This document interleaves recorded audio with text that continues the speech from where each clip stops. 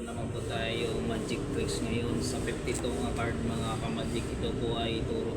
Iniwan po ng aking mga ninuno mga kamagic. Ipapakita ko sa social media sa ating mga kababayan, mga followers, members natin at ating mga buzzer dyan. So ito po ipapakita ko sa inyo yung 52 na card. Ang kalahati po bibilangin po natin, hatiin po natin ng 26 ang kalahati sa 52 na card. Tapos yung kalahati magtihaya pa ng tatlo, 1:10. So tapos pagkatapos yung bilang doon, huhulaan po natin ang tumatapak na bilang sa natirang baraga, pinagay sa tirang baraga mga kapatid.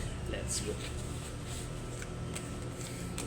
3, 4, 5, 6, 7, 8, 9, 10, 11, 12, 13, 14, 15, 16, 17, 18, 19, 20, 21, 22, 23, 24, 25, 26 to 20 kalahati mga kamagic. So ngayon titihaya po tayo mga kamagic. Ito mga kamagic po, pagdagan natin na 1:10 to magic.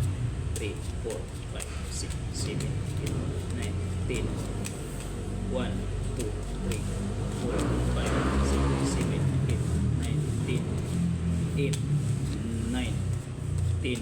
Pinagi sa tirang baraha mga kamagic. Ilagay natin dito. Ilagay natin dito ang tirang baraha mga kamagic.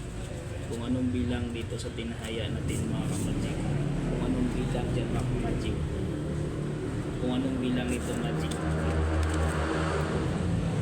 Kung anong bilang nito mga kamagic, magbibilang ako ng 11 ito. 11 mga kamagic. Yung pang 11 hulaan ko mga kamagic. Silence ko pinagis sa tirang baraha mga kamagic.